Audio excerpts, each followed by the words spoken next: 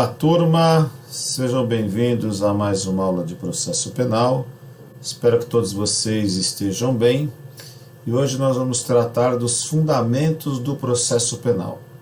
Eu já tratei deste assunto de forma transversalizada em nossas aulas, e com isso a gente encerra, a parte do que nós dissemos aí, ou do que os doutrinadores costumam trazer como uma parte introdutória do processo penal. Os fundamentos, a aplicação da lei processual no tempo e no espaço, a norma processual penal e a sua integração no mundo jurídico e os princípios do processo penal. Particularmente, eu gosto de começar esta matéria estruturante pelos princípios, por serem princípios constitucionais, mas independentemente de como você encontrar e melhor se adequar à tua forma de estudo, você fique bastante à vontade, começando pelos princípios, pelos fundamentos ou pela aplicação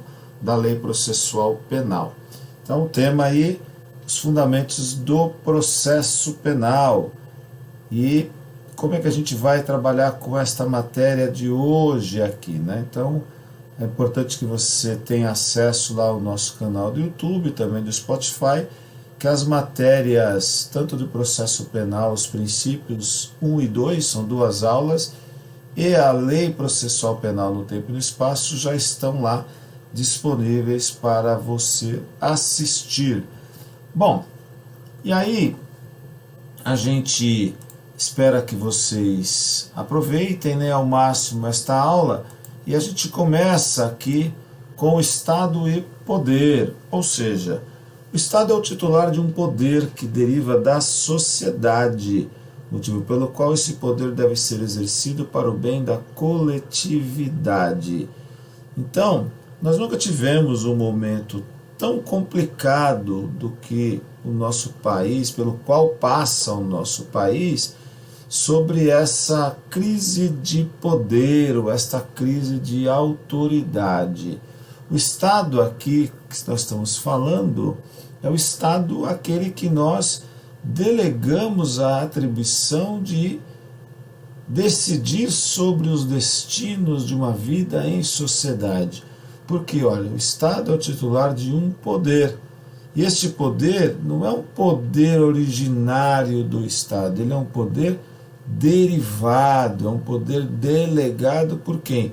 Pela sociedade. Por isso que o Estado, ao exercer esse poder, só pode ter uma única finalidade: o bem da coletividade. Mas nenhuma outra finalidade vai poder ter este poder, a não ser o bem da coletividade. E aonde nós vamos encontrar isso? Lá no artigo 1º da nossa Carta Magna. A República Federativa do Brasil, formada pela união indissolúvel dos estados e municípios e do Distrito Federal, constitui-se em Estado democrático de direito e tem como fundamentos a soberania, a cidadania, a dignidade da pessoa humana, os valores sociais do trabalho e da livre iniciativa, o pluralismo político. Então, o que é importante aqui se analisar vem mais aqui no reforço do artigo do parágrafo único. Todo poder emana do povo, que o exerce por meio de seus representantes eleitos ou diretamente nos termos desta Constituição. Então, é privativo do povo o poder, que o delega aos seus representantes para que exerçam a satisfação popular. Por isso que nós falamos que em direito não é o cidadão que deve se adaptar à lei, e sim a lei que deve se adaptar à sociedade, justamente porque ela é derivada do povo, a vontade do povo vai se converter em lei. E qual que é o objetivo do Estado que tem este poder de dizer o direito ao caso concreto? Manter soberania, cidadania, dignidade da pessoa humana, valores sociais do trabalho e da livre iniciativa e o pluralismo político, ou seja, o bem da coletividade. É para isso que o poder do Estado foi a ele delegado. O artigo 3º ainda da nossa Constituição constitui objetivos fundamentais da República Federativa do Brasil: construir uma sociedade livre, justa e solidária, garantir o desenvolvimento nacional, erradicar a pobreza e a marginalização e reduzir as desigualdades sociais e regionais, promover o bem de todos, sem preconceito de origem, raça, sexo, cor, idade e quaisquer outras formas de discriminação. Então vejam quais são os objetivos da República: aquele poder que o Estado tem de dizer o direito ao caso concreto para restabelecer a ordem. Aquele poder tem um único objetivo ou únicos objetivos: construir uma sociedade livre, justa e solidária, garantir o desenvolvimento nacional, erradicar a pobreza e a marginalização e reduzir as desigualdades sociais e regionais, e ainda promover o bem de todos, sem preconceito de origem, raça, sexo, cor, idade e quaisquer outras formas de discriminação. Ou seja, os objetivos da República Federativa do Brasil visam sempre o coletivo.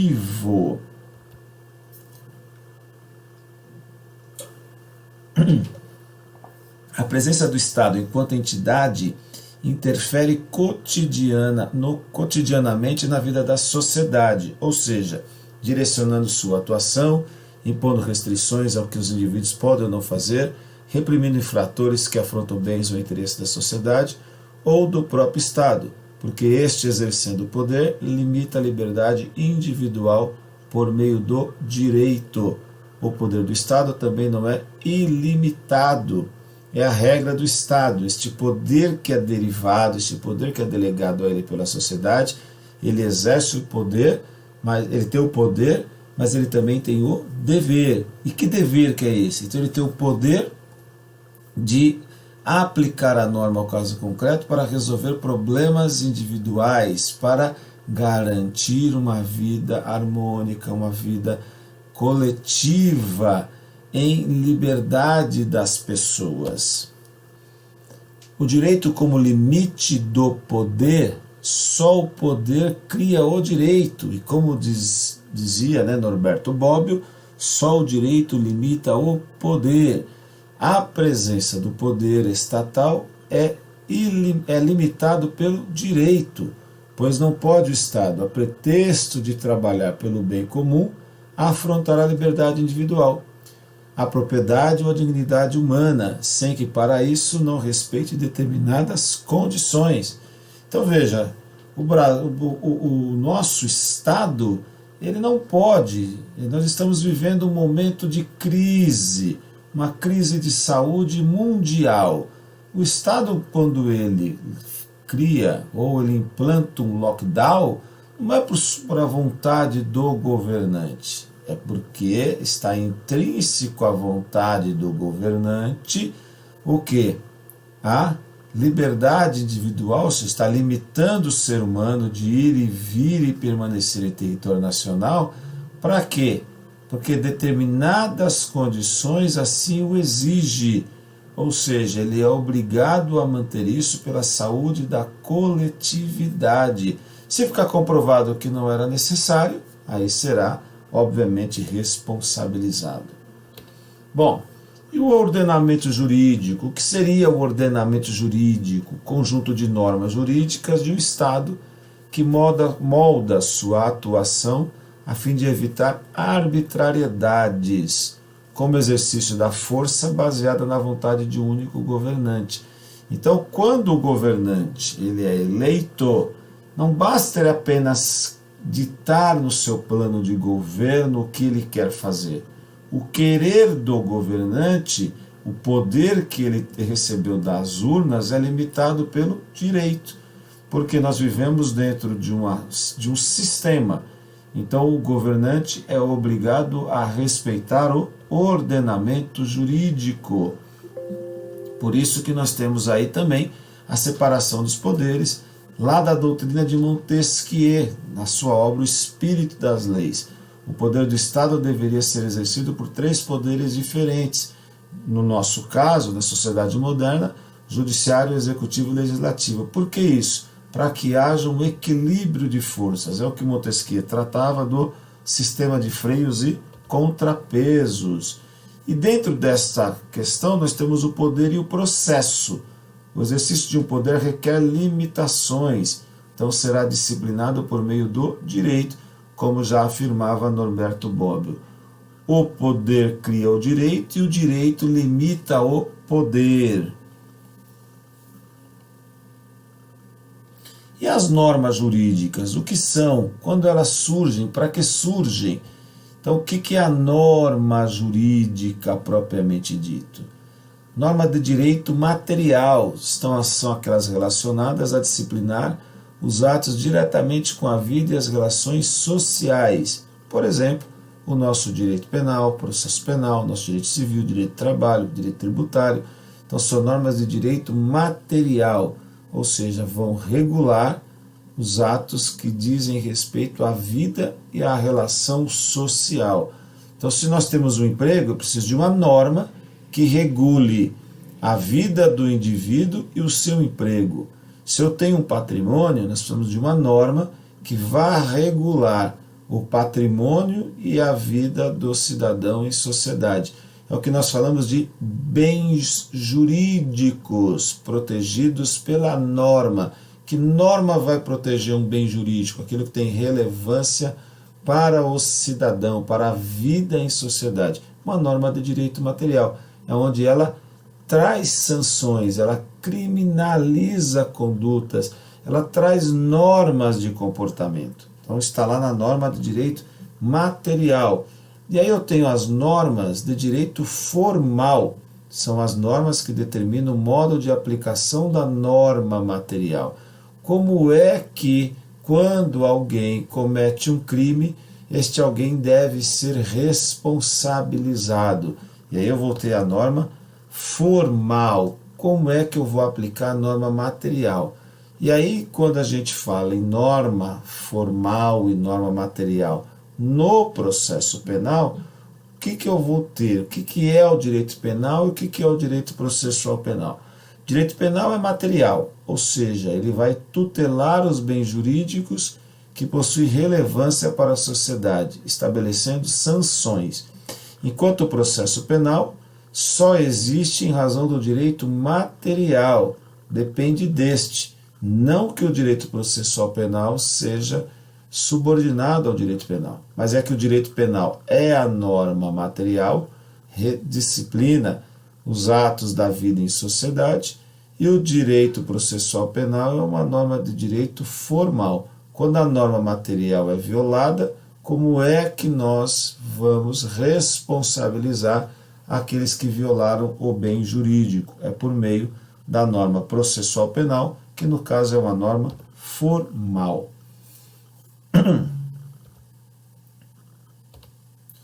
Bom, e o direito processual? O que é o direito processual penal? É um instrumento do Estado para o exercício da jurisdição em matéria penal. Ou seja, o direito processual penal ele vai surgir quando eu tenho violação à norma material, tem violação ao direito material. Está lá, artigo 121, matar alguém. Então, houve a morte de alguém. Como é que faz? Lá está dizendo pena de 6 a 20. Mas como aplicar a pena? Como chegar ao provável culpado? Mesmo este culpado tendo se entregado, ou tendo sido preso em flagrante. Como chegar numa penalidade ao final da investigação? Desde que o crime ocorreu. Eu preciso do direito processual penal. Por isso que no caminho aqui do curso de processo penal nós vamos dizer o quê? Que o processo penal se encarrega de apurar a autoria e materialidade de crime. Se ao final do processo nós tivermos reconhecida a autoria e materialidade de crime, está satisfeita a vontade do processo penal para o qual ele se destina. Como nós vivemos num sistema, as normas precisam, como já falamos lá na integração, quando tratamos de analogia, interpretação extensiva dos princípios, uma norma precisa se relacionar com a outra. Então, o direito processual penal e o direito civil. Esta divisão é apenas de cunho prático, porque o direito é um só. uma vez que o conceito de direito processual vai ser unitário, assim como é o direito material. A diferença está na natureza dos conflitos. Direito processual vai tratar de conflitos que não são disponíveis, são indisponíveis, e o processo civil tratará de conflitos disponíveis. O direito processual penal regula a liberdade do ser humano. O processo civil regula aí comportamentos, regula propriedade, regula bens e assim por diante. E as fontes do direito processual penal? Que são fontes aqui do processo penal? Então, fontes, nós temos as fontes materiais de produção ou subsidiárias. A entidade que cria o direito no Brasil é somente a União. Então, no Brasil, nós vamos ter a fonte material ou fonte de produção ou subsidiária, que é a lei. Quem é que pode legislar em matéria de processo penal? Quem é que pode legislar em matéria penal, direito penal, em matéria de direito civil, tributário? Somente a União. É o que está previsto lá no artigo 2º, 22º do inciso 1 da Constituição Federal. E as fontes formais, que são as fontes de cognição ou de revelação, são os meios pelos quais as normas jurídicas se expressam. A lei é a fonte formal imediata do direito. Então nós temos a fonte formal ou fonte de cognição ou de revelação. São os meios pelos quais as normas jurídicas se expressam. E, no caso da fonte formal, a lei é a fonte formal imediata do direito. A Constituição Federal, como fonte processual penal, já vimos lá em princípios, muitos princípios que estavam apenas no Código de Processo Penal foram alçados a princípios constitucionais do processo penal. Ou seja, é uma característica do Estado democrático no Brasil. Efetivamente, em 1988, por quê? Os princípios clássicos do processo penal foram erigidos, elevados à categoria de regras e princípios constitucionais. Então, deixaram de ser normas apenas infraconstitucionais e passaram também a ser uma norma constitucional.